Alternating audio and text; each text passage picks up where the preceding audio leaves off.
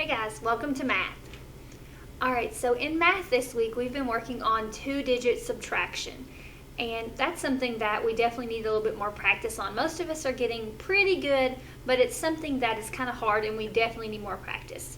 So we're going to go over it today. That's going to be this video. I'm going to go back over it and just kind of teach you again. We're going to use the poem because the poem is a big help. Because the tricky part about two-digit subtraction is when we have to do that regrouping, where we have to cross out the numbers. And the poem is a big help to tell us when we're supposed to do that. So we're going to practice it just a little bit. And then I have a game that you're going to play online. Because I thought it'd be a lot more fun to play a game than try to do another worksheet. So I'm going to go over it real quick, and then I'm going to show you how the game works, okay? Alright, so I'm going to switch, and we're going to practice a few on the board. So, alright, let's try. I'm only going to do 3, okay?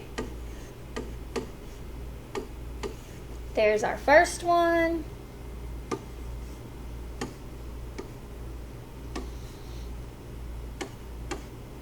Our second one. And our third one. Alright, so let's look at this first one. I told you that the poem is a big help. Remember the poem. If there's more on top, no need to stop. If there's more on the floor, go next door and ask for more. If the numbers are the same, 0 is my name. Well, if I look at this one, that's what I need to think about first. I need to think about the poem. Is there more on the top or more on the floor? Good. On this one, there is more on the floor because 7 is more than 3. So there's more on the floor. That means go next door and ask for more. Because if you think, if I only have 3, can I take 7? No, I don't have enough. So he's going to have to go next door and ask for more. So if he gets 1 from the 7, what will that turn him into? Good, he'll be a 6 now because he just gives 1 away. And then that turns the 3 into 13. Yeah, because he takes that 1 and he just puts it right in front of whatever's there in the 1 spot. So he puts it in front of the 3 and makes it a 13 because he's giving it 10. So what is 13 take away 7? Good, I can count up or I can count backwards. This time I'm going to count up. So if I count up, I start at 7 and I go to 13. 7, 8, 9, 10, 11, 12, 13. Oh, it took 6. So 13 take away 7 is 6. And then I don't even have to count up. 6 take away 5, I know it's 1. So that makes my answer 16. Alright, let's look at this next one. Think about the poem. Is there more on the top or more on the floor? Yes, more on the floor again. So I'm going to go next door and ask for more. So what will that turn the 9 into? Exactly, it goes to be an 8 now. And then this one will turn into, yeah, it's going to be an 11 because you give 10 to it. 10 plus 1 is 11. Now I can do 11 take away 4. This time I'll count back. So 11, 10, 9, 8, 7.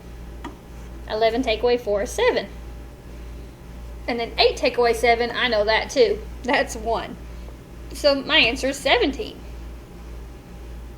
Alright, let's look at this last one. Remember the poem. Is there more on the top or more on the floor? Yep, this time there's more on the top. That says no need to stop. That means just go ahead and subtract. You don't have to regroup. So no need to stop. I know that 5 take away 2 is 3. And I know that 4 take away 2 is 2. I didn't even have to count those. So I got 23. That's not that bad, is it, guys? No, you guys are getting much better at learning when to subtract. And whether we need to regroup or borrow. You guys are getting very good at that. So I think you're ready to try this game. So I'm going to go in and kind of show you how to find the game and how it works, okay? So you'll go to Teams like normal. There you go. and you'll find your assignment and you'll click on the game. And when you click on that, it will pop up like this. Now, it might take a really long time because when I clicked on mine, it took a really long time for it to finally pop up. So just be patient if it doesn't work at first and just let it load. But I'm going to click this little button to make it big. There it goes. And you're, of course, are going to push play. And now it's probably going to pop up this. And it's going to want you to sign up for free, but it's not going to take that much time. I'm going to show you.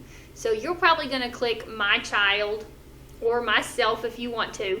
If you want to click Myself, it doesn't really matter what you click, but I'm just going to push My Child.